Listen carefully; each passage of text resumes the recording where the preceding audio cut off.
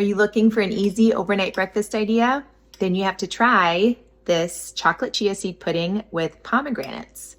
It's loaded with antioxidants, fiber, and protein, and that's going to help keep you full any time of day. For this recipe, I use chocolate rice protein, but you can always substitute it with chocolate pea protein. It's got 16 grams of protein and 0 grams of added sugar. In a small bowl, combine 2 tablespoons of chia seeds, 3/4 cup your choice unsweetened dairy-free milk, 1 teaspoon unsweetened cocoa powder, half a scoop of chocolate rice protein, but you can substitute it with chocolate pea protein, 1 teaspoon maple syrup or your choice sweetener. This one is optional. Whisk it all together until most of the clumps have disappeared.